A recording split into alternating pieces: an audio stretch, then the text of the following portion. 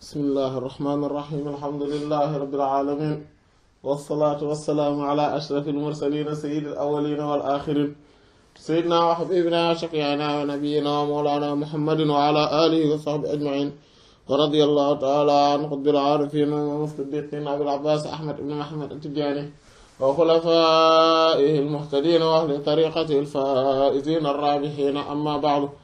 قال سيدي علي الحرازم برادة ناقلا عن شيخنا وسيلتنا إلى ربنا سيد أحمد بن محمد التجاني رضي الله تعالى عنهما وأرضاهما وعنا بهما في جواهر الحقائق في شرح ياقوتة الحقائق من كتاب جواهر المعاني وبلغ الأماني. فمن هذه الحيثية حصلت لهم أهلية الحق، وهم أهل للحق بهذا الوصف، والحق أهل لهم بما اختصهم به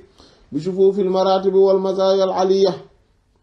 وهو في هذا الوصف لهم صلى الله عليه وسلم روح في جميع ما نالوه من الحق من الأهلية،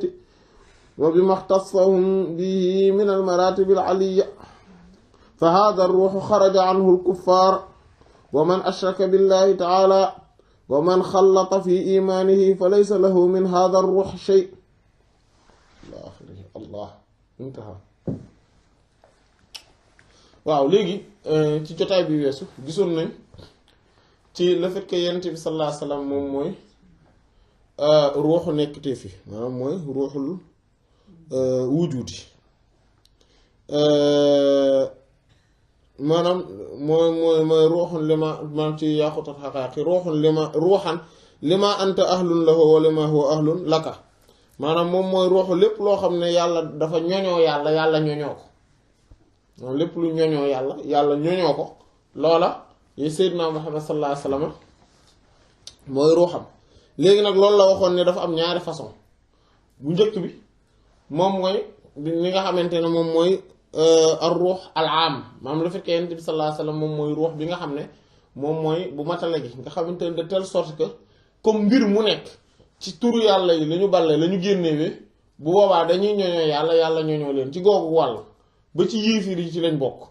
maanaam ndax ñoom ñëpp ay mbindeefu yàlla lañ, te du ñu dara lu dul ay feeñuwaay ci feeñuwaayu meloy borom bi subhaanahu wa ta'ala ak ay turam. donc loolu ci kaw loolu ñoom ci seen bopp, maanaam ki nga xam ne nag moom la lépp dajaloo ci moom mboolem tur yi, nga xam ne mooy générateur bi, nga xamante ne moom mooy génne tur généré tur yi mooy Seydina Muhammad sallallahu alayhi wa sallam, maanaam ruuxam ci kaw loolu kon moom mooy ruux mboolem mbindeef yi. amma ruux bi nga xam ne moom mooy bu particulier mooy ar ruuxul xaas, kooku nag mooy ñi nga xamante ne ñooy borom jagle yi. ñoom ñooy par exemple ñi nga xamante ne dañoo nekk ci particularité ci jagle borom bi subhaanahu wa taala, nga xamante ne daf leen yëkkati ci martaba yu kawe, niki noonu da leen dafa am yitte bu rëy bu mu def ci ñoom, maanaam bu particulier bu mu am ci seeni mbir inaaya, maanaam ak assistance bu particulier boo xamante ne dafa am ci seeni mbir, comme ñi nga xamante ne ñoom ñooy ñu jagoo ñu mag ñi ci doomu aadama ya alayhi salaatu wassalaam, ci yenent yi ñu yónni ñi, ak ñi nga xam ne ñooy xutbu yi siddiqina yi ak saalixina yi, maanaam ñu saalixina yi ci ñu gëm yàlla, maanaam ñu sell ñi rek les vertueux, ñi nga xamante ne vraiment dañoo pieux quoi, ñooñu ci biir yonent bi sallallahu alayhi wasallam mooy seen ruux, maanaam mooy ruux bi nga xam ne voilà mu ci lañu dox, mooy liñ doon wax ci gàmmu bi waaw mooy loolu voilà. niki noonu malaaka yi alayhi salaatu salaam selon seen wuute ak waa ardu simsima ak ñi nga xamante ne mel nañ ni ñoom ci mbindeef yi, ñoom ñëpp maanaam yonent bi sallallahu alayhi wasallam mooy seen ruux. kon ñooñu kon loolu gisoon nañ ko kon ci jotaay bi weesu. ñooñu nag kuréel googu dañoo am ak jagoo, maanaam walla ak ñoñoo ci yàlla, yàlla tamit ak am ñoñoo ci ñoom ci àtte, maanaam le fait que ñuy màggal yàlla, màggal gi ñu koy màggal, yëkkati gi ñu ko yëkkati, fonk gi ñu ko fonk, niki noonu ak tamit particularité bi mu maanaam ak maanaam exclusivité bi mu am, bi mu leen di defal spécificité yi mu leen defal ak surtout li nga xam ne mooy yittewoo bi mu yittewoo seeni mbir taxawu gi mu leen taxawu ak maanaam seen martaba li nga xamante ne noonu la ko yëkkatee ci anam goo xamante ne ñoom ñëpp dañuy màggal borom bi subhaanahu wa taala ci xadaraam bi saa su nekk voilà dañu nekk ci xadara yàlla bi di ko màggal moom borom bi subhaanahu wa taala waaw duñu fa fen maanaam duñu fa toxoo ci xadara bi jóge fa duñ ko def seenu jant dafay fenk saa su nekk ci asamaanu boobu la melo maanaam mooy ñoom tout le temps noonu lañ mel ci anam goo xamante ne yàlla daf leen a def ñu nekk ñoo xamante ne dañuy topp yàlla ñoom dañuy topp yàlla ba pare nuur ci sopp giñ ko sopp cofeelam seenu daw mi ngi nekk ci toolu jege giñ jege yàlla duñu génn ci wàllu googu lu tolloog maanaam duñu génn mukk ci googu tool googu waar duñ fa jóge fuñ toll ñu ngi ci loolu ñoom loolu mooy seen biir léegi nag mu ne fa min tukki na ci haadihil haysiyat boobu lekk anam maanaam le fait que ñu ñoñoo loolu mooy xasalat la maanaam loolu mbir mi niñ ko incarné noonu xasalat la amee la moom ñeel leen ahliyatu ñoñoog alxaq buur yàlla bi dëgg foofu kon ñoom ahlul ñoñ lañ leen xaq ñeel buur yàlla bi haadal wasf ci boobu la melo wal xaq buur yàlla tamit ahlul ñoñ la lahum ñeel leen bi maa ci sababu li nga xam ne wala boog maanaam par le biais de maanaam ni mu ko defee mooy ixtasahum daf leen jagleel gi mu leen jagleel bii ci moom bi shufuufil maraate bi ci daje maanaam ci làmboo martaba yi wal mazaya ak may al aliya yu kawe ya wowoote moom moom yenent bi sallallahu alayhi wa sallam fi hadal wax ci bii la melo lahum ñeel na leen moom yenent bi salla yàlla julli allah bur yàlla alayhi ci moom wasallam te musal ko ruuxu nekk ruux la fii jamii ma ci mboolem li nga xamante ne naalu am nañ ko minal xaq jële ko ci buur yàlla minal ahliyati ci ñoñoo wa bi ma ak ci li nga xam ne ci sababu li nga xam ne ak ca na nga xamante ne ixtasahum la lañ jaglele bii ci moom minal marati bi ci ay martabal aliyati yu gën yaakaar maanaam kon ñoom ci façon boobu ci anam googu ci lañ nekkee ñoo xamante ne kon borom subhaanahu wa taala dafa nekk dafa nee na ñoñoo ñoom ñu ñoñoo ko dafa nee na ñoñoo ñoom ñu ñoñoo ko kon ci kaw loolu tamit yenent bi sallallahu alayhi wasallam moo wëlbati ku nekkaat seen ruux ci dem ci anam googu bu nekk seen ruux ci mboolem li nga xamante ne moom la ñu amee ci yàlla may yëpp ndax moom mooy fi nga xam ne mooy balluwaayu may yi sallallahu alayhi wasallam may yi ñuy jëlee ci yàlla yëpp ci moom lañ ko jëlee kon mooy seen ruux ba pare moom mooy ki nga xamante ne secret may yi moo koy dawal waaw kon may yi ñu incarné ñoom en réalité la koy dawal ruux bi mooy yent bi sallallahu alayhi wasallam mooy esprit bi sallallahu alayhi wasallam kon loolu la mbir mi moom jógewut demewut neneen sallallahu alayhi wasallam mboolem li ñu am ci martaba yi kaw tamit noonu la defuñu lu dul taxawee benn taxawaayu yent bi sallallahu alayhi wasallam ci martabaam bi benn ci martabaam bi fa hada ruux bi la ruux xaraja génn na anu wóllif ko alkufaar yéeféer yi waman ak képp koo xam ne ashraka dafay bokkaale billaahi ci buur yàlla taala aji kawe ji waman ak ñi nga xamante ne xallata dafay jaxase fii imaan yi ci ngëm yàlla maanaam day jaxase day mélanger voilà day raxe quoi voilà day raxe ko ñooñu ñii ku mel nii mooy yéeféer wala ngay bokkaale yàlla moo tax bokkaale bu amul woon benn musiba bu dul bii rek doy na yéeféer ngay bokkaale yàlla ak di raxe sa ngëm di ko raxe quoi raxe mooy koo xamante ne laa ilaha illa wala ilaha illa bokkoo fii mënee fi koo fiitale fenn xam nga am na nit ñu mel noonu ñoo xam ne mënee fu leen a féetale fenn boo demoon tey ci gàmmu yi ñoom ñooy MC yi mais nit noonu ñu nekkee MC foofu noonu lañ mën a nekkee MC ci concert yi ah oui noonu lañ mën maanaam ah loolu gisuloo ko ba tey ñoo xamante ne boo leen fekkee ci xewu diine yi da ngay foog ne ay malaaka lañ wala xutbu zaman lañ da ngay foog ne ni seen ku baax gi ni way ku baax la en fait ñooñu gis na looloo tax ñoom dañuy am problème mu xàmmee ku xam ku baax parce que ñoom dañuy jàpp ne xëy na niñ mel noonu la ñu ci des mel maanaam mooy que ni affaire yi bon da ngay laal fii di laal fee quoi di ngarale loolu tax ñoom duñu wóolu maanaam mbaaxu keneen te duñu maanaam dañuy jàpp ne ñëpp comme ñoom lañ mel ay kàkkatar lañ quoi. voilà ay kàkkatar lañ exactement lu ma la ma sekk wax na waaw ça va ji yow doo kàkkatar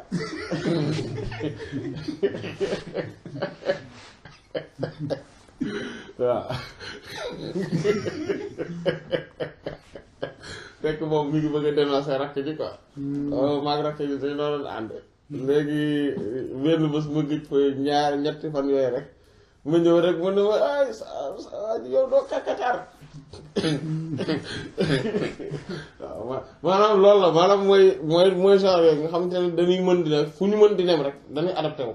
fu ñu mën a ne ne ñoom la ñuy mel na ña fa nekk ñooñu mel la ñuy mel loolu muy jikkoy naafeq nag naafeq dëgg en son vrai nom loolu la loolu tax mu problématique mooy ki nga xamante ne moom du ko rencontrer lu dul ci benn milieu bi day foog ne nii la mel abadan mais bu dee da nga koy daj fii rencontré ko fee rencontré ko da ngay xam ne kii amul personnalité en fait naafeq mooy ko amul personnalité loolu mooy naafeq mooy koo xam ne amul personnalité mu ne fu koo féetale fenn laa ilaha illa wa moom loolu alxuraan la muzabzabina bayna zalika laa ilaha illa wala ilaha illa waaw mooy dañuy vaciller di yëngatu rek waaw muzabzab mooy koo xamante ne day yëngatu daal day nekk koo xamante ne day bëri lu muy taxu diggante ñaari mbir du comme ni baat bi dégg boo déggee baat bi rek loolu lay teg muzabzab voilà voilà mooy waaw fekk boolewu bokkoo fee bokkoo fii daal nañu yàlla sàmm am na tamit yeneeni façon mooy nga bañ sa ngëm yàlla bañ a nekk ngëm yàlla gu baax gi nga xam ne moom loolu tamit moo tax aqida am solo maanaam nga xam tawhid daal maanaam am aqida bu wér xam ko parce que day tax doo jaxase doo raxe ci sa ngëm ni maanaam façon bi ngay gëmee day baax day wér day jub mais yor ngëm yàlla yi ahlu sunna fii suba beneen affaire nga yor ci ngëm yàlla yi waa bidaa sàngam tey nga yor ngëm yàlla yu mu'tazila yi ginnaaw suba beneen bu jahmiya yi gannaawaati suba bu murji ay gannaawaati suba maanaam noonu ngay mel kon boo kiiwul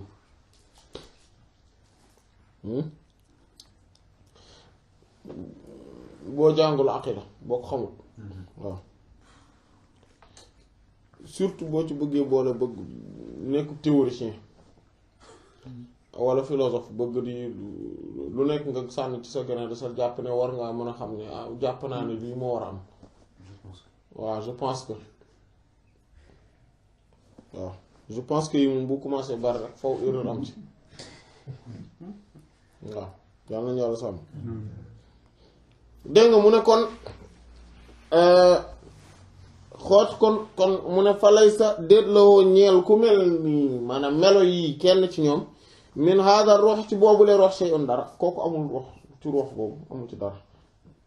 le fait que yenn fi sax sam nekk esprit yu mbindee fi ci wàllu googu moom kooku bokku ci xawlu wax gi mu wax ne as'aluka maa ngi lay ñaan maanaam ci biir léegi nag muy ñaan ci biir yàqu dafa xaqaat mu ne as'aluka maa ngi lay ñaan allahumma yow buur yàlla bi ci turi rafet yeeg mel la yëgati ko yi bi martabati ci barke martabay hadil azamati bi leen màggaay te mooy wax Seydina Muhammad sallallahu alayhi wasallam ma nuurul azama boobu lay wax leeru màggaay googu ñu doon junj ne foo ci la yàlla bindee lépp mooy leeru Seydina Muhammad sallallahu alayhi wasallam waaw ifadatullahi nuurullahi allah boobu la dégg nga mu ne wa itlaaqiha ak itlaaqam maanaam ak joyalam ak boyalam mooy son absoluté fii wuddin ci am wa adamin ak ñàkk maanaam ci am yi ak yi ñàkk maanaam mooy l'existence et l'inexistence dafa absolu dans l'existence et dans l'inexistence waaw maanaam adama maanaam mooy leeru sayyidina Muhammad sallallahu alayhi wasallam ndax turu yàlla yëpp ñu ngi ci biir comme ni ñu ko waxee woon turu yàlla yu mbindeef yi yëpp ñu ngi ci ak yi yàlla bindul yi nga xamante ne du ñu mbindeef voilà maanaam yëpp ñu ngi ci biir éventualité yi ak yi nga xam ne ay dañoo war maanaam ak yi nga xamante ne dañoo ñàkk dañoo impossible yàlla dam leen yi teg ci impossibilité yëpp ñu ngi fi mu ne i'lam xamal ne maanaam léegi loolu la mu ne i'lam xamal ne an na nekkat martaba ya hadil azamati bi lañ màggaay woo yéete mooy ak suurat jëmm melo allati bi nga xam ne xalaqahaa moom la yàlla bindee min nuuri yi ci leeram alkaamil bu mat alqaabil bi nga xamante ne moom mooy aji nangu bi maanaam kooku tawassala dafa tawassulu mooy dafa sàkkoo jottali ko bi xaa ci boobule leer mooy xama leer sayyidina sa sam waxoon nañ ne nuurul kaamil moo am mooy leeru gu mat gi nga xam ne mooy bu yàlla mooy loolu bu ñu koy wax maanaam mooy borom subhaanahu wa ta'aala zaat de zaat bi nga xamante ne amul ab dafa absolu dafa kii yooyu léegi bi mu reflété woo maanaam bi yàlla defee boppam seetu boppam feeñu boppam maanaam xool boppam à travers maanaam moom boppam mooy seetu bi ci la génnewee xaqatul muhammadiyya boobu lañ tuddee nuurul azama mais sinon beneen bi ci des moom la ñuy wax nuurul kaamil mais leer nag pas en tant que ñun li ñuy wax maanaam mooy lumière voilà pas en tant que maanaam particule luminescente non pas en tant que par exemple nuage de poussière wala non pas loolu ah voilà maanaam buñ ne yàlla wala yonent bi saa saa ñu wax leer jubluwuñ ci leer bi nga xam ne moom mooy matériel mooy li physicien di wax lumière ñoom déedéet du loolu la voilà. waaw maanaam xam nga loolu wax nañ ko waxaat ko leer gi liñ ci jublu maanaam xam nga joxoon naa sa exemple maanaam tey bu fekkente ne dama ne la est-ce que li ma wax leer na walla tey buñ ne kii dafa am leer ci xolam jubluwuñ ci lumière bi ah voilà ça n'a rien à voir voilà leer mooy lépp loo xamante ne day tax mbir moo xamante ne dafa nekkoon ci lëndëm day ak lëndëm wuññeeku loolooy leer tey le fait que am na mbir yoo xamante ne dafa lëndëmoon mais mi ngi woon ci sa xol mi ngi woon sa xel xamoon nga ko walla boog en tout cas kii même boo ko xamul woon éléments yi tax nga xam ko mi ngi woon ci yow maanaam éléments yi lépp mi ngi woon ci sa biir yow xam-xam bi lépp ngi ci sa biir mais sauf que gisoo ko léegi ki lay expliquer dara day tax maanaam moom leer lay def ci sa day illuminer sa xel ak sa xol de telle sorte que loolu noonu nga xam ne ay connaissance la yu nekkoon ci sa biir mais yoo découvrir yoo gisul woon gis nga maanaam mu jël lumière bi teg ko ci mu daal di feeñ maanaam loolu la voilà voile bi dañ nga daal di gis loolu mooy loolu leer façon leer boobu xam nga bokkut ak buñ naan lampe yi fii mais leer gii nag tamit foofu la jóge ci même explication bi mooy le fait que fii lëndëm nga xamante ne bu ñu indee mbir moomu teg ko fi day tax ba yii yépp lëndëmoon mën a nekk lu wuññeeku maanaam dévoilé wu voile bi nekkoon suñu diggante ak ñuy gis li nekk ci pièce bi fii nii néeg bi walla salle bi nii li nekk ci pièce bi nii li tax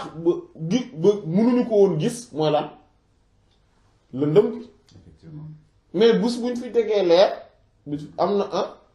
mu feeñ leer lool la mooy lii tax muy dindi maanaam liy dindi voile maanaam liy dindi kiiraay bii tax ba nga mën a am jote ci mbir wala maanaam ci mbir yàlla nag bu ne bu tuddee boppam nuur comme naan nuuru samaawaati wal ard mooy leere asamaan ak suuf si li muy tekki benn la ci ñaar yi bu njëkk bi te boobu mooy bi gën a siiw maanaam moom mooy moo jële asamaan ak suuf si ci ñàkk am pourtant existé woon nañ ci fan ci azal mais fan waaw mais fan fan waaw ci xadaratul imkaan naam xadaratul imkaan fan ci xam-xamu borom existé woon nañ mais génnuñu woon ci biti borom bi nag subhaanahu wa ta'aala génne gi nga ko génne ci biti moom mooy leer voilà te borom bi comme naka jekk moom daf fee mës a nekk feeñ moom rek moo fi mës a nekk mës fee feeñ ak yooyu ñu tuddee ko leer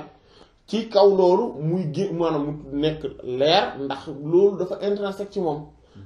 te moom mooy ki nga xamante ne lépp dafa feeñ ci moom mooy amal lépp di ko indi di lépp maanaam loolu la donc leer bu ñu ko waxee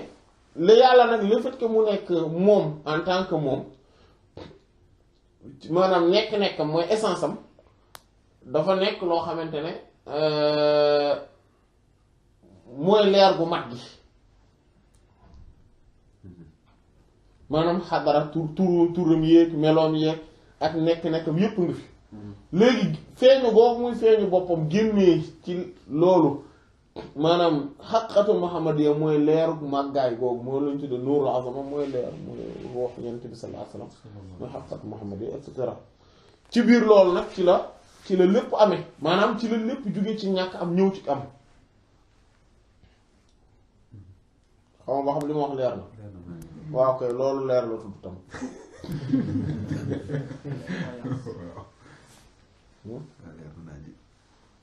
bët moo tax bët leer la d'ailleurs sax moo tax ñu wax ne bët li tax ñu koy tuddee bët mooy loolu mooy le fait que mu bëttee ci xol de telle sorte que booy xool maanaam li ci biti li koy relier ak li ci biir mooy bët de telle sorte que soo gisee ci biti dangay gis day reflété wu ci biir maanaam yow li ngay gis en réalité gisee woo ko ak sa bët maanaam sa bët outil rek la matériel la mais du bët bi mooy gis yow li ngay gis dëgg élément la yu nekk ci xol bi moo tax yàlla ne fa innahu laa ta'mal absar walakin ta'mal qulubul lati fi sudur en réalité du bët yi ñooy silmaxa mais xol yi ci biir ñooy silmaxa maanaam li défectué ci nit ba tax du gis du fii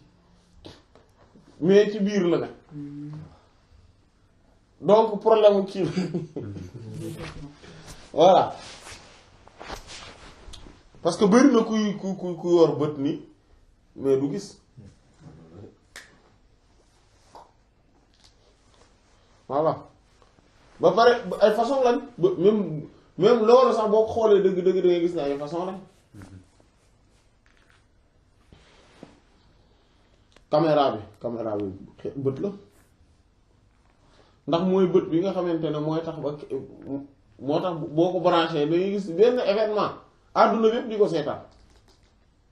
ci benn bët àdduna bi yëpp maanaam dafa bët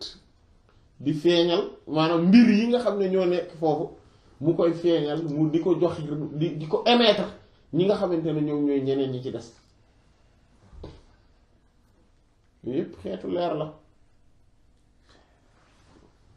moo tax bu ñuy wax leer il faut nga dindi moo tax ñuy wax naan xam-xam leer la xoolal gis nga li wax yaa wax raximahullah li mu wax imam Ash-Shafi'i bi mu koy jàmbat ne dafa munul mokkal daf ni ko dangay bàkkaar ngay bàyyi parce que xam-xam leer la te leeru yàlla du ko def ci ndax lu tilim maanaam mooy xoolu koo xam ne day bàkkaar waaw shakawtu ila wakia su'a hifzi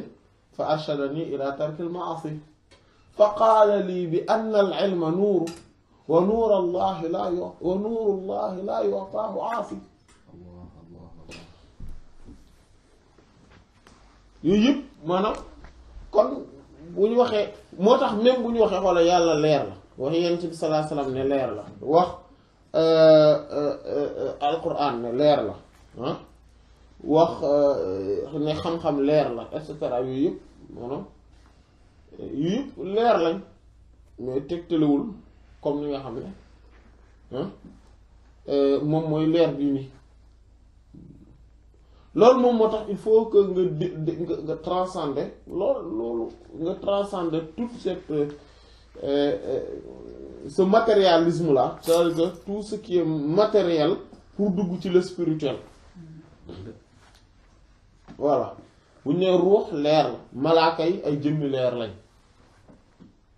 et cetera mais yooyu yëpp bu ñu leen waxee duñ benn leeru bu ñu nee yàlla leeral an nuur wax yent bi sa sam duñu benn bu ñu ci jógee wax alxuraan leer la tamit du benn ah waaw bu ñu waxee ne xam-xam leer la ah wax ne comme leer gu nekk ci xolu doomu aadama wala ñu ne malaaka leer la ak ruux leer la duñu benn du tout ak leer bi nii ngay gis lumière bi nga xam ne moom la physicien yi xam yooyu yëpp duñu benn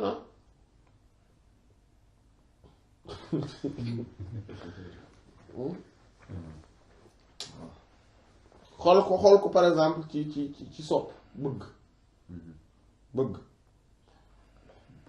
waaw waaw bëgg même bu fekkente ne yëpp dañ leen di wax bëgg mais ku nekk xam na ne bëgg bi nga xamante ne moom ngay bëgg yàlla bokkul ak bi ngay bëgg yenente bi sallallahu alayhi wasallam bokkul ak bi ngay bëgg nitu yàlla yi bokkul tamit ak bëgg bi ngay bëgg képp koo xam ne dafa am lu mu takk ci yàlla maanaam lépp loo dafa ñoñoo yàlla bokkul ak bëgg bi ngay bëgg say waajur par exemple bokkul ak bëgg bi ngay bëgg sa doom wala sa jabar même sa doom ak sa jabar bëgg bi nga leen di bëgg du benn bokkul tamit ak bëgg bi nga xamante ne moom ngay bëgg oto bi wala kër gi sa kër yooyu maanaam bëgg yi duñ benn mais ànd ak lii yëpp dañ leen di wax bëgg voilà maanaam loolu ñun ñëpp xam nañ li may wax walla voilà maanaam te ah yooyu yëpp dañ leen di wax bëgg bokkut ak bëgg bi ngay bëgg par exemple sa médecin parce que daf laa dangaa nekk feebar boo xam ne yaakaaroon ne da ngay dee mu faj la bëgg boobu même tey du benn maanaam bëgg yëpp amul benn bu ci nekk benn ak sa morom te pourtant yëpp bëgg rek la ñuy wax maanaam bëgg na diw sopp na ko lisaan di dama ko bëgg bëgg rek la ñuy wax mais duñu benn voilà bu ñu waxee leer yi tamit comprendre ko noonu du benn à la rigueur sax nga ni conception la boo xam ne xëy na leerul xawma ko leerul sama bopp maanaam amul leer bu tegu ci sama bopp ba wuññil ma réalité mbir moom ah voilà loolu tamit boo nee leerul sama bopp loolu lay tekki mbir mi leerul sama bopp mooy amul leer donc mooy xam-xam wala compréhension wala élément yi nga xam ne ñoom bu ñu tegoo ci sa bopp bi maanaam ci sa fi sa xalaat bi ne dana tax ba réalité mbir yi di leer ci yow maanaam nga di ko gis ngay jàkkaarloo moom ci sam xel voilà fii leer bi ñuy wax bu dee bu borom bi subhaanahu wa ta'ala leer nekk-nekkam maanaam mooy nekk-nekkam en tant que moom lañ koy tuddee loolu la ñuy wax leer mooy xadaratu zaat xadara nekk-nekkam moom bu ñu waxee nuurul azam moo booy nuurul kaamil bu ñu nee nuurul azama mooy leeru Seydina Muhammad sallallahu alayhi wa sallam bi nga xamante ne en réalité mooy leeru yàlla moo tax bu ñu naan la leeru yàlla mooy leeru yenente bi sallallahu alayhi wa sallam loolu lañ ci jublu liñ ci jublu mooy le fait que ak nuurul kaamil maanaam mooy xadara borom bi nekk gi mu nekk moom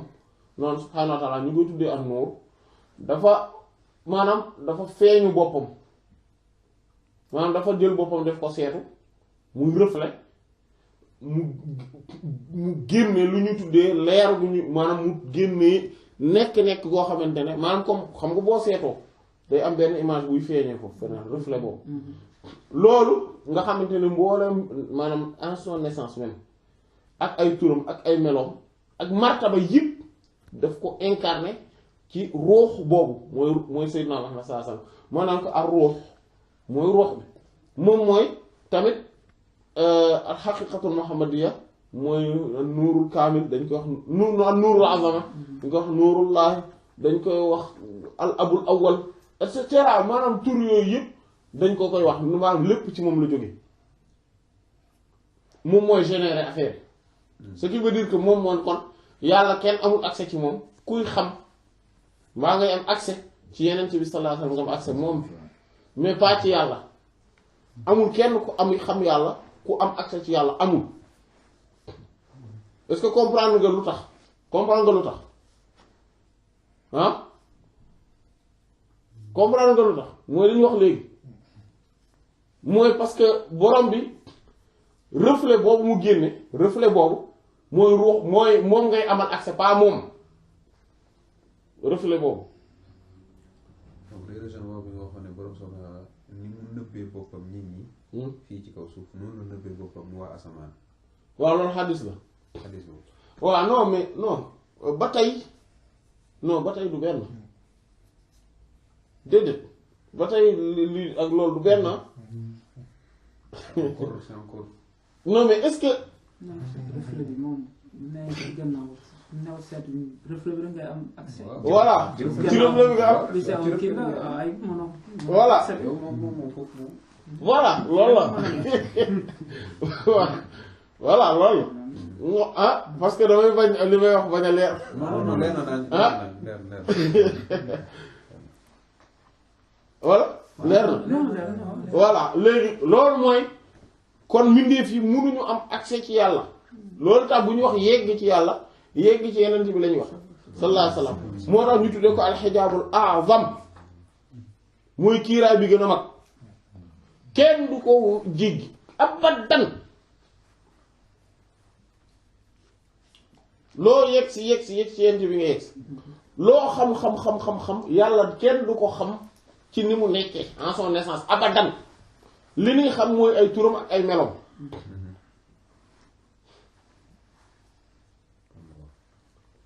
yaa ngi dégg am waaw mais c'est parce que yent bi sallallahu alayhi wasallam xam nga borom bi dinañ ko gis mais ñun bu ñu waxee dañuy gis yàlla ak yent bi sallallahu alayhi wasallam ñu ngi koy gisa du benn parce que kenn ku ci nekk selon ni ngay gisee yàlla mooy selon ni mu la feeñoo kese ak selon sa degré kese loolu tax ñi nekk àjjana sax bu ñu gis yàlla yaakaar naa ci am na benn publication bu ma defoon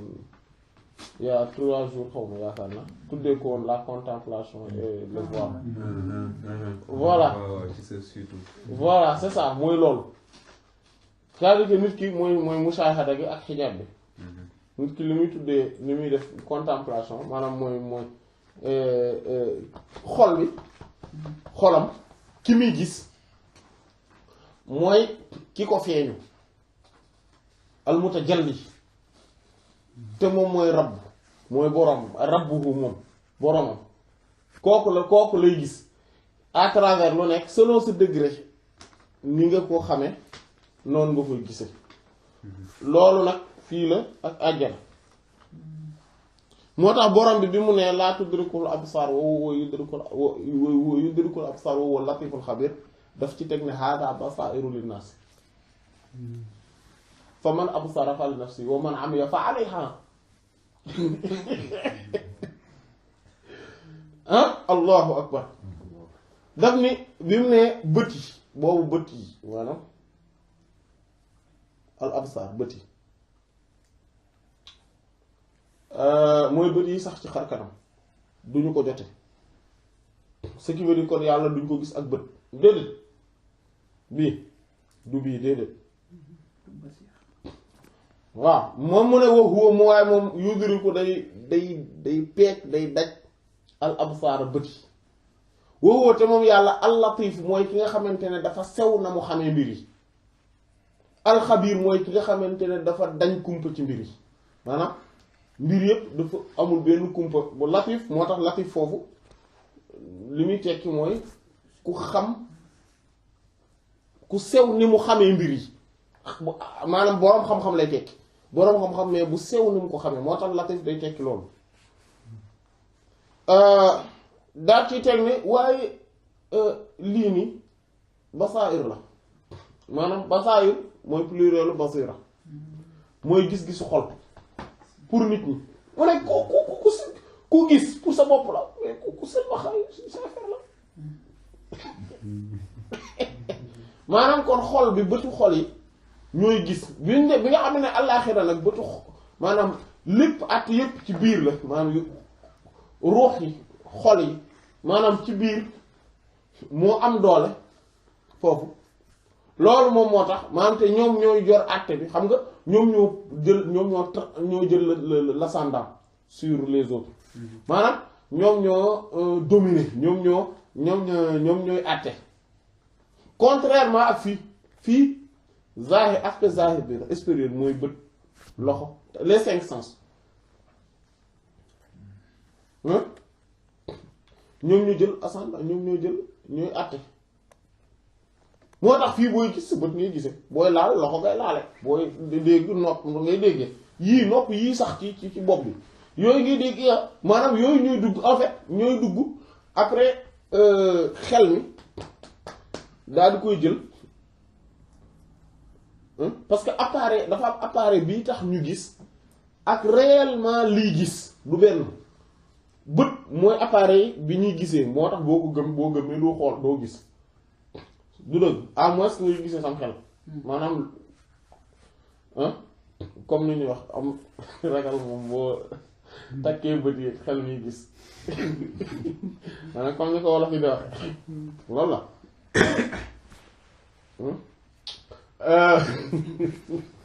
ragal boo takkee bët yi xel mi gis waaw dégg nga ndax maanaam ak même bu comme ni ñu ko xamee tey boo gëmmee léeg-léeg sax sa xel mën na dem foo xamante ne dem gis ay affaires yu bari dellu si waat parfois sax mu créer scénario bu musul existe ba pare jàkkaarloog scénario boobu voilà mais ci biir fii la kii di nekk fii la dëgg-dëgg liy gis ak liy dégg ak yu yëpp foofu ci biir lañ ne moo tax yàlla naka jekk loolu lay def tout le temps mi ngi lay wan boppam di wax ak yow ngay dégg di la wan boppam nga koy gis et cetera nga di ko làmb di ko daj mais ce qui est dommage mooy xamoo ne moom la maam yow dangaa foog ne leneen la maa xajabaka anhu wujuda mawjudin maahu innama xajabaka tawahumuka mawjudun maahu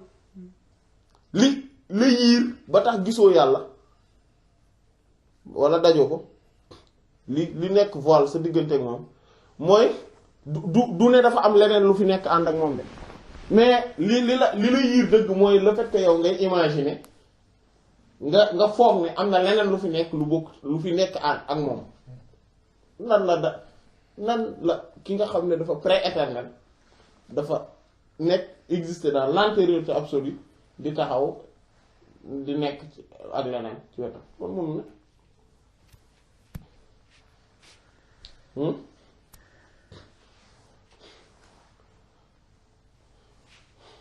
dara yiiru ko yow yaa ko yiir sa bopp maanaam yow mii la donc loolu kon boo xamee yooyu da nga koy commencer da nga koy contempler à travers mbir yi ñu feeñu kooku loolu la ñuy gis maanaam nit ki même bu nekkee àjjana le fait que basiram maanaam biir gisu xol bi di gis jeex na loolu mooy dominer le dominer bi loolu dominer moo tax muy gis boromam te ci loolu la koy gise moo tax yàlla dañ koy gis sans place sans mu am kayfa maanaam circonstance de manière comme nii nga nekkee fii nii fii boo toog fii nii tamit danga koy mën a gis mais gis biñ dul mu munul am mooy ak bët bi loolu par contre mënoo ko sauf que borom bi subhaanahu wa taala comme dafa lëkkale yaram yi ak ruux yi lëkkaloo gu jéggi dayoo maanaam moo tax muy feeñ comme fii nii rek ni nga xamante ne noonu ngay gisee dara gis ne bon à un degré moindre parce que àjjana bokkul parce que jëmm yi nga xamante ne ñooy nekk àjjana dañuy mën a àttan te jàlliyaat yooyu dañ koy àttan dëgg mais liñ ci jublu woon daal mooy ne lii ngay gis dëgg-dëgg moo tax nga koy maanaam comme loo gis ak sa bët ba mu leer gis nga ni nga koy gisee ak sa xol maanaam sa xol da koy gis en réalité mais sa bët mooy appareil bi koy gis fee nag appareil bi basira bi la ci boppam day am reflet ci bët yi day am reflet ci bët yi donc basira bi mooy gis mu am reflet ci bët yi moo Yonent bi sallallahu alayhi wasallam moo tax doo leen soxla di buuxante xajal ma gis ko amul waaw ku nekk fi nga nekk rek nga koy gis donc ñun léegi nag bi ñu xamee loolu kon comme nun ni ñu xamee yàlla mooy ni ñu koy gisee noonu rek lañ koy xamee ak ni mu ñuy feeñoo lu nit di gën di kawe feeñu yi ko yàlla feeñu di gën di rëy mais ci sa xol léegi nag bu dee da nga koy gis mais en réalité li mu lay feeñoo noonu du en fait du moom ci zaat bi wax nañ ne la côté boobu xadara la boo xamante ne même Yonent bi sallallahu alayhi wasallam amu ci accès loolu gisul nañ ko ci jotaay yi njëkk yi ci ji bi xataa Yonent bi sallallahu alayhi wasallam sax yàlla feeñu wu ko ci loolu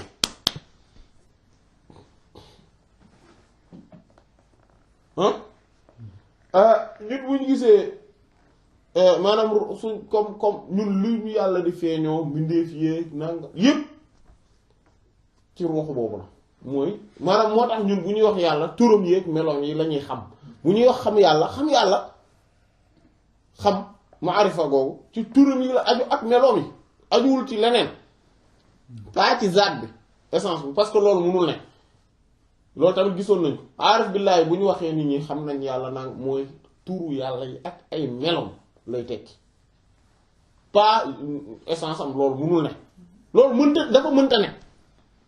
voilà léegi su fekkente ne mais turam yeeg meloom yi du comme moom ni mu ko incarné moom borom bi subhaanahu wa taala ci essence am maanaam parce que essence yi dafa ànd ak tur yi parce que xam nga loolu la wax tam naan nekk ak kii nii maanaam mbindeef yi daf lay tegtal waaw mbindeef yi day tegtal lan ay tur yàlla ak ay melom melo yi ak tur yàlla yi tegtal la nekk-nekkam maanaam son essence parce que dafa impossible ay meloo ki tur nekk fi te du ñu relier wu ak essence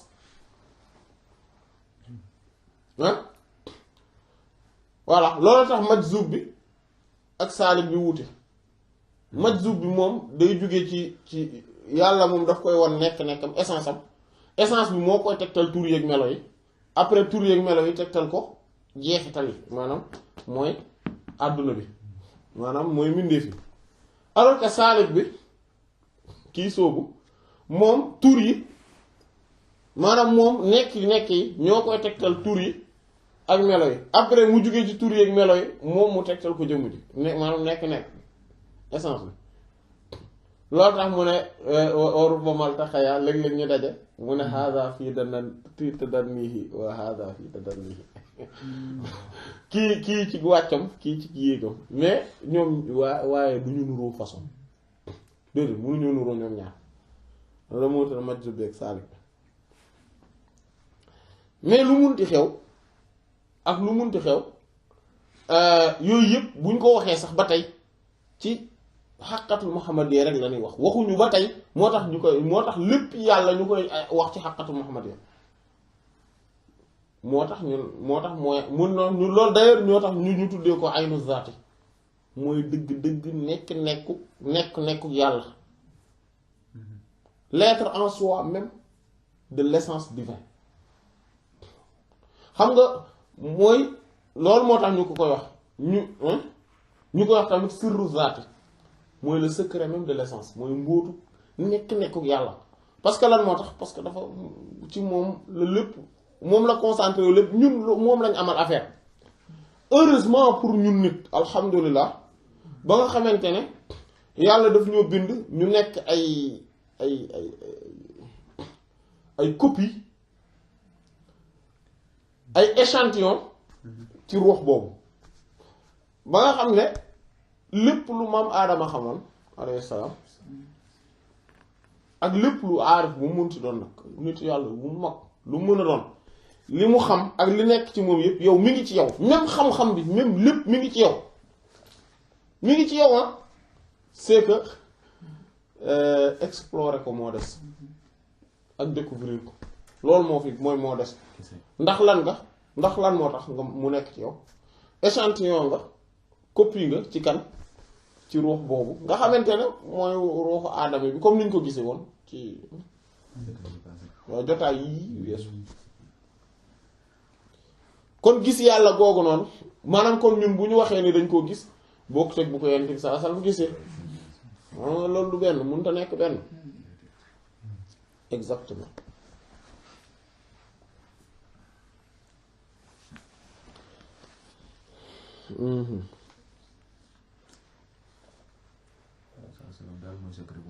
sallallahu alayhi wasallam yàlla nañu yàlla mu ñu sopp yàlla nañu yàlla def ba ñu jeex ci moom sallallahu alayhi wasallam loolu nag mooy affaire bi en fait boo jeexee ci moom li ci neex lii affaire bi ci loolu mooy ne boo jeexee ci moom maanaam par moom nga koy yëge par moom ngay gisee yàlla ngay ci et cetera maanaam du dootul yow yaay gis yàlla mais moom moo koy gis mais yow nga gis ko ci gis gi nga ko gis moom voilà boobaa da ngay jeex ci xadar zaat bi voilà moom ni mooy waa ahlul itlaq ñu wax ci waa ahlul itlaq taqyid dégg nga kon tawassala kon dafa def tawassul maanaam dafa sàkkoo jotli ko bihaa ci yent bi sallallahu alayhi wasallam wasilatan ak jokkale ko limaa ñeel li nga xamante ne yatlubu sàkku na ko baadu ginnaaw gi maanaam bi martabati ci martabay haadil azamati boobule maanaam ci barke martabay haadil azamati boobule màggaay wa qawluhu wax bu wax nag wa itlaqha ak itlaqam maanaam mooy ak jooyalam fii wujjin ci am wa adam ak ñàkk mooy araada mu ne nam anna haadil azamata maanaam li mu ci nam mooy anna haadil azamata naka bi leeg màggaay maanaam mooy leeruk màggaay googu waxiyate mooy alxaqiqatul muhammadiyya mooy xaqiqatul muhammadiyya saariyatul aji daw la fi jamii ci mboolem zawaati nekk al wujudi mindee fi nekk ci fi min kulli ma ci lépp loo xamante ne nafadat wéy na almashiatu coobare bii ci mbir mooma min ixraaj yi ci génne ko minal adami ci jële ko ci ñàkk am ilal wujudi indi ko ci am kon xaqiqatul muhammadiyya comme niñ ko gisoon tamit mooy barsax boobu mooy al barzaxul a'la al barzaxul a'zam mooy kiiraay boobu mooy barzax mooy barrière boobu diggante yàlla ak mbindeef yi yàlla lépp lu mu namm bind du ko bind directement mooy li ñu doon wax léegi rek ñun tamit mënuñu xam yàlla directement déedéet kii rek lañuy xam barrière bi yent bi sallallahu alayhi wasallam lépp ci moom la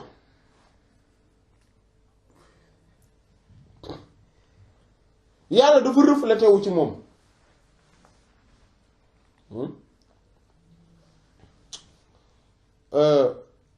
comme ki feeñ ci télé bi mu ne la est-ce que mës ngaa gis ñoo na benn nit ku siiw ñu laaj est-ce que mës nga koo xam nga ko nga ne waaw xam naa ko mës nga koo gis waaw gis naa ko ci télé bi parce que bi mu feeñee ci télé bi li mu wax moo ki toogoon ak moom ñoo yam maanaam li mu dégg na li mu ko dégg laa ko dégg li mu wax tey bu ma waajooju bëggoon ñëw naan ma fekkewu ko te man ma jàkkaarloog télé bi mooy wax damaa ko moo fontoo parce que télé bi war na ma ko man maa ko taal toog seetaan te gis naa ko comme yow ni nga ko doon gisee man ak yow ñoo tax parfois sax sama angle mooy gën a baax sa bos yow parce que boo nekkee ci rumbulement bi surtout nga mu nekk meeting wala xew-xew bu rëy léeg-léeg man sax ni ma koy gisee ci télé bi ak di may déggee waxam mooy gën a leer te yow yaa nga ca bërëb ba man nekk moom mais maa ngi koy gis à travers barrière bi ñuy wax télé ak technique yi maanaam voilà maanaam yonent bi sallallahu alayhi wasallam mooy barrière boobu mooy li nga xam ne maanaam borom bi ñun amuñu accès ci moom directement mais moom moo ñu ko mooy reflet bi ñu koy wan ñun amuñu de voilà loolu la léegi nag lépp lu yàlla nam ma bind tamit noonu la demee lu yàlla nam ma bind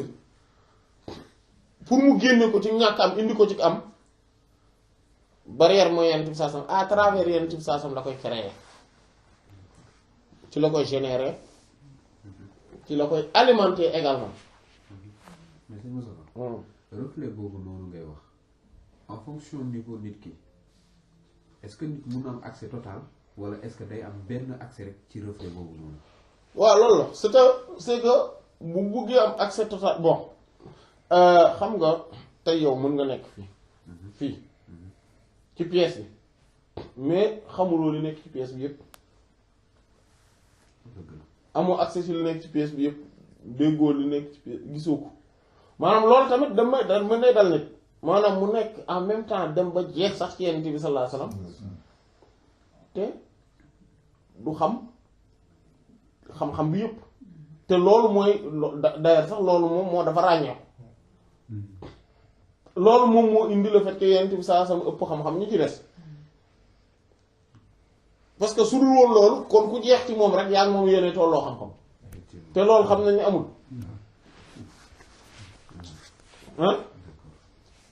voilà mais léeg-léeg sax nga gis ku ñu raw muy génnee ci moom xam-xam yoo xam ne ka ko raw amul genn wàllu wala lii dëgg non mais amul dara amul lii maanaam tollu ko sax ci catuwe xam nga lan moo gën a yéeme ci affaire boobu maanaam nit ñi ni ñuy réaliser mais par contre liñ doon wax nii bokkut ak loolu liñ doon wax nii cadre yàlla bi mu reflété maanaam xàqatul muhammadiyya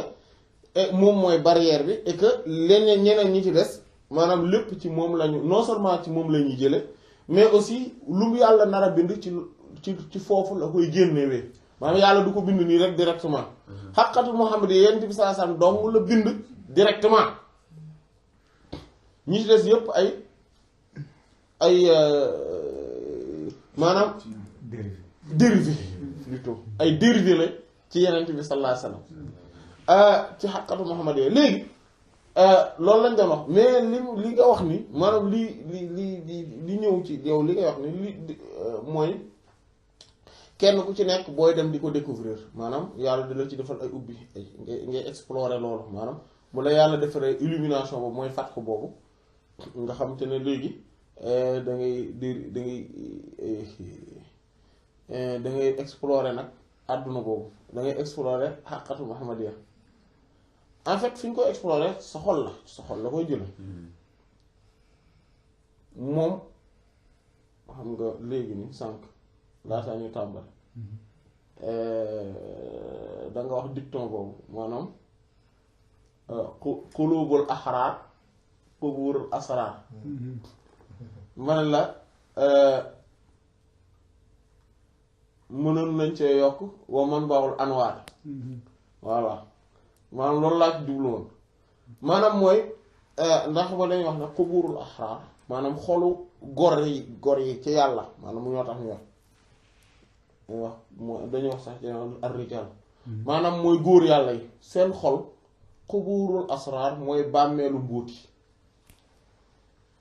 mooy bàmmeelu secret loolu tax secret siru dañ koy denc ni ñuy dencee néew ci bàmmeel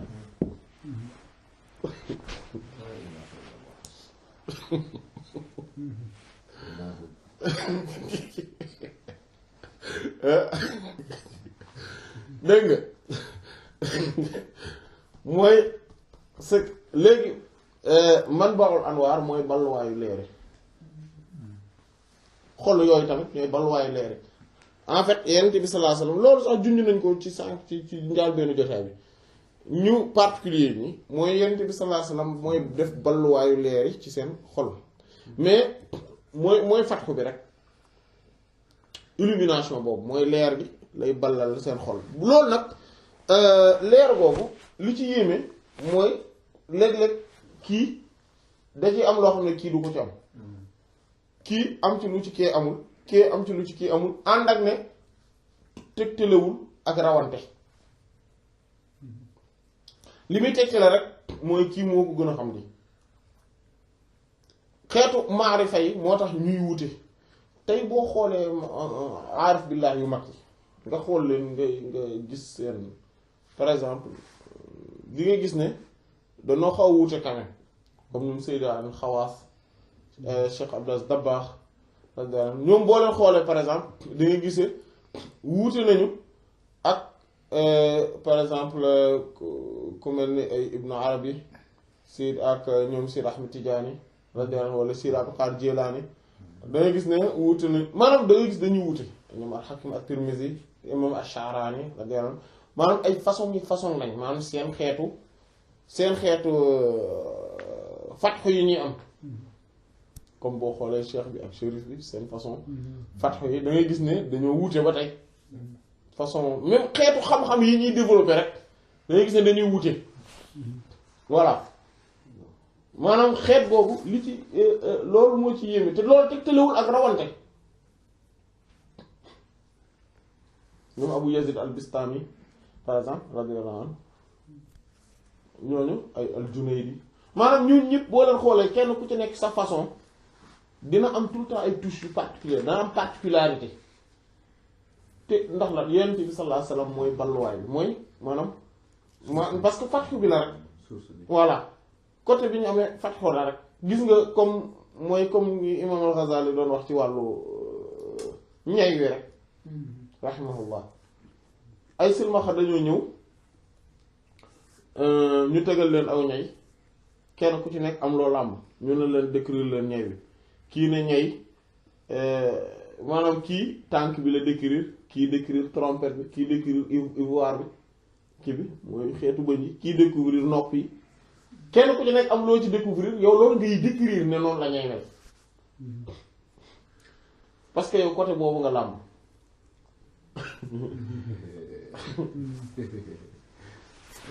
côté boobu nga làmb li gën a yéeme tamit mooy léeg-léeg yàlla ballal ci xolu koo xamante ne pourtant ñeneen ñoo ko ëpp maarifa fuuf mais mu ballal ci xolam xam-xamu sharia yi maanaam mu am ci xolam comme Cheikh Ibrahima Niass radiyallahu anhu xam nga moom jàngul comme ñeneen ñi ci des ñu jànge deful ay kii dem univers kii daara yi sonn ci daara yi deful lool demul ci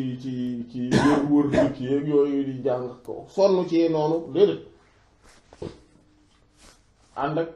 ni mu mel ci xam-xam même yu zahir yi sharia yi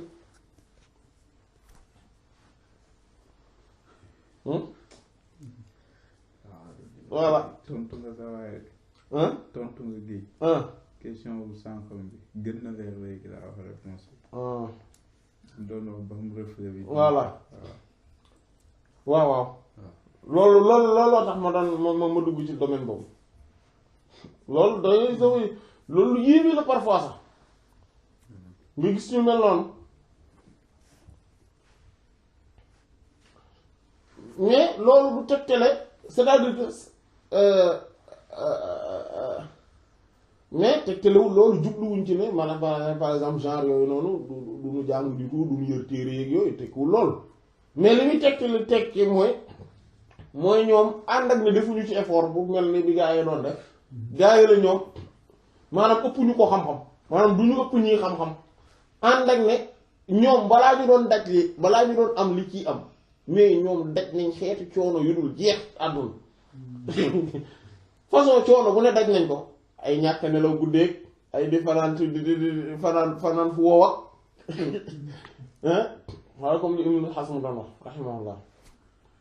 mooy kii waaw bi mu doon wax ñoom gaa yi ci des ñoom Abul Walid al-Baji ak gaa yi rahmatullah naan ne fan ngeen nekkoon la fan parce que man damaa màggee ci diggante palais yi ak jigéen ñi ma yar ci seen palais xam moom bi ma amee 17 ans la commencé jàng ci la de parce que dafa ñëw dugg ci benn jàkka fekk boobu jullee buñ tàkku sax bi mu ñëwee jàpp ñëw dugg toog waa ji ne ko julli nga ñaar rakka mu ne ko déedéet mu ne ko ku dugg ci jàkk da ngay julli ñaar rakka mu julli ñaar rakka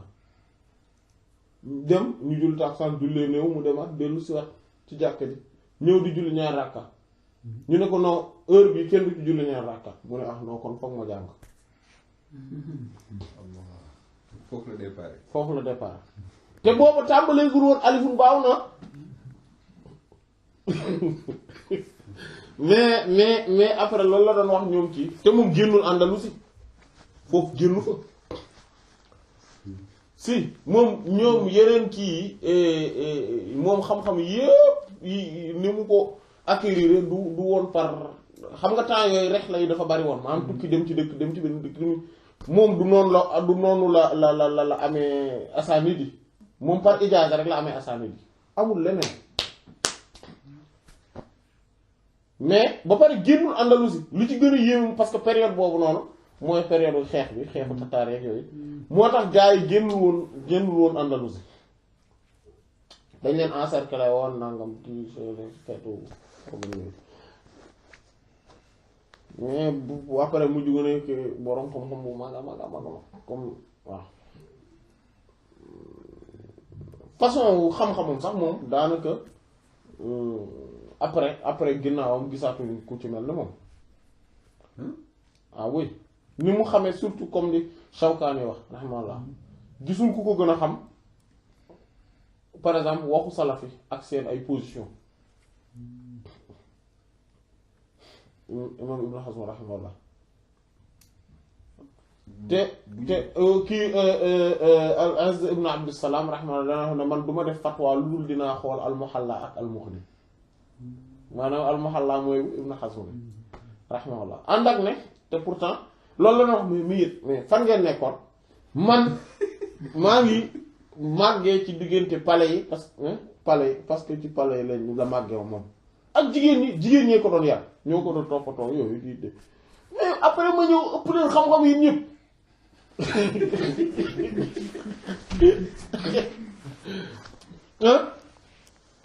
ah oui te yéen lu ne def ngeen ko fu ne dem ngeen fa lu nekk fu ne jaar ngeen fa coono gu ne daj ngeen pour am xam-xam cursus bu dul cursus yu jinne def ngeen ko ah xam nga loolu lañuy def waaw waaw loolu lan la mais en réalité loolu la mooy fatxu boobu la rek moom sëriñam ñan ñoo ko jàngal loolu laa lay wax nii moom Andalousie la nekk man effectivement am na ay quelque bon loolu tekkiwul parce que loolu moom mooy comme ni gars yi wax ay sol yooyu moom ne t'en fais pas il faut que mu am ay base quand même maanaam il faut que nga am ay base yoo xam ne da nga koy jàng mais li tax maanaam mooy niveau bi mu am souvent nit ki du ko jàngal boppam niveau bi mu am souvent parce que day laaj xam nga xam-xam bokk na ci li koy joxe maanaam dafa am lu mu laaj tamit mooy ngay yàgg dégg borom xam-xam yi ni ñuy waxe ba pare di yàgg xam seen subtilité wax yi xam tamit maanaam par exemple bu ñu waxee lii lañ ci jublu même bu dee lii lañ wax maanaam mais ñoom jubluwuñ ci loolu soit yu ñu waxee nangam lii lañ ci jublu comme ni mu amee comme ni ñu ko waxee léegi par exemple xam nga bu ñu nee xam yàlla par exemple boo ko waxee ni de manière générale nit ki mën na ko jël di ko mais lii lañ ci jublu maanaam jubluwuñ ci leneen lu dul lii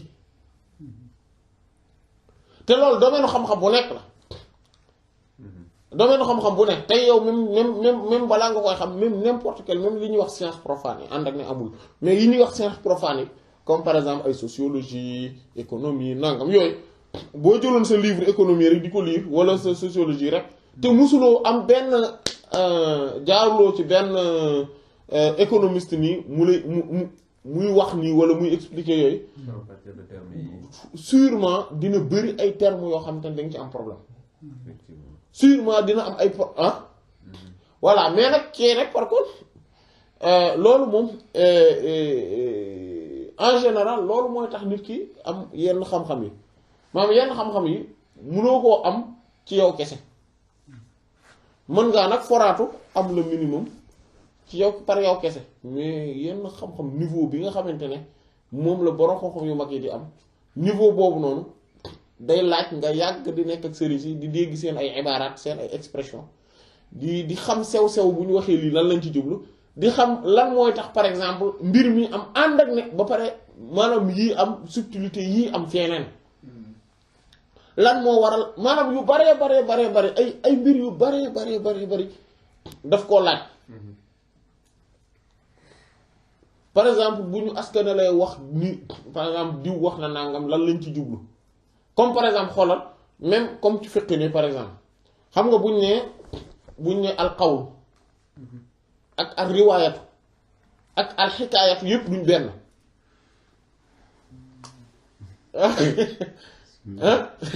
buñ ne wax na diw nee na xaala diw wala lii comme nan daal ni fii qawlin maanaam lii de ci wax bu ne lii de mooy waxu mu ne ngir Maliki nangam ci benn wax ci imam Malik maanaam benn ci waxam yi lii la wala benn ci riwaaya yi liñ soloo lii la wala benn ci xikaaya yi li ñu nettali lii la du ñu benn loolu nag bokkut ak bu ñu naan lii mooy waju bii bu benn wàll la wajhun maanaam benn avis la voilà avis la tamit du benn wala ñu wax ñu ne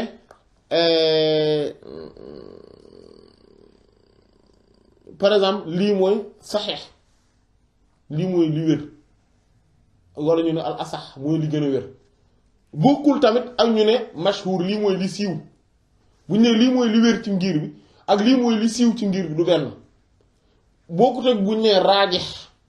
lii mooy li noot ci ngir bi du benn ak arjax par exemple te yooyu noonu munoo maanaam yow noonu sans jaxasoog boroom xam-xam yi dafay compliqué ci façon sew-sew yooyu yëpp nga di leen peeg nga peeg leen dajale leen loolu dafa compliqué ci ku jaxasoowul boroom xam-xam yi am na yenn yooyu mën di découvrir mais yëpp doo leen xam yow da bu ñu waxee fii qawlun rek naa waa hada wala qawlun inda Malik rek daal di nga rahimahullah rek nga daal di jàpp ne kon qawlu la bu ñu xikaayatun rek an Malik wala riwaaya rek nga daal di jàpp ne benn la fekk duñu benn wala nga ne wajhun wala voilà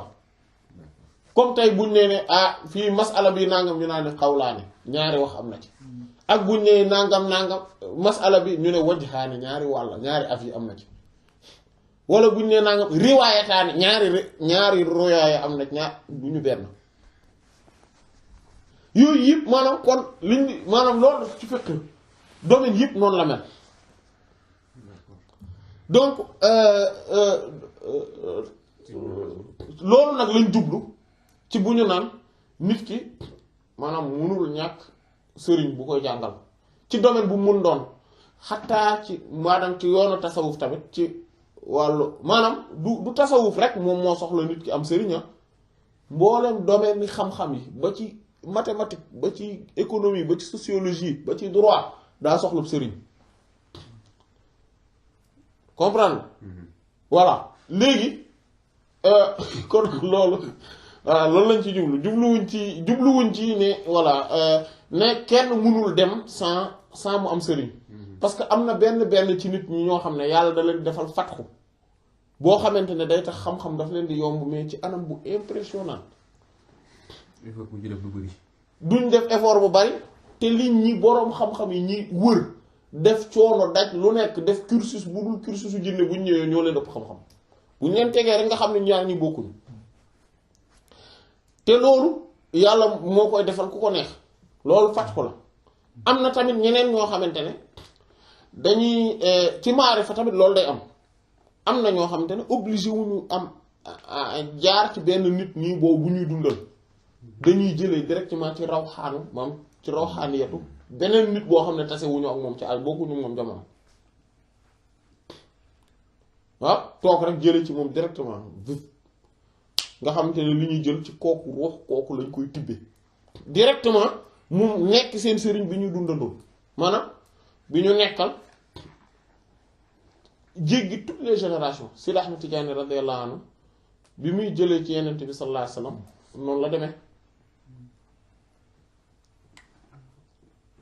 noonu la demee am na ñeneen ñoo xam ne dañ naa par exemple moom ñoom ci Junayd lañ jële radiyallahu anhu te bokkuñu ñoom Junayd am na 3 4 siècles 5 siècles ñu jële ci moom wala ci Abu Yazid al-Bistami wala ci ñeneen ba tey ji am na ñoo xam ne dañ jël ci Seydi Ahmad Tidiane radiyallahu anhu directement voilà ak ñeneen non du ñoom kes du moom non ñu bari lañ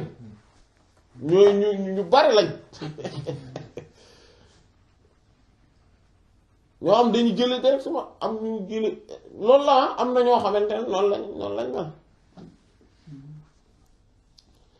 te duñ jëlee ci moom rek li nga xam ne moom mooy côté spirituel bi parfois dañuy jëlee ci moom même xam-xam yii et cetera donc loolu la quoi loolu la mais loolu nag muy yéeme ba pare li yéeme mooy loolu tegtalewul ne yaa raw keneen ki ko amul loolu tamit mooy beneen mbir bi ci yéeme moo tax li kii di wax Cheikh Abdel Zabbah radiyallahu wax na dëgg dañu fatxu léppam dafa kéemaan léppam dafa tumranke tout est étrange bu ñu ñëwee ci affaire fatxu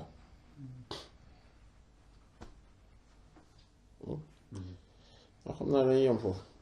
wallahu ta'ala a'lam wa sallallahu ala sayyidina Muhammadin wa ala alihi wa sahbihi ajma'in subhana rabbika rabbil izzati amma yasifun wa salamun ala al mursalin walhamdulillahi rabbil alamin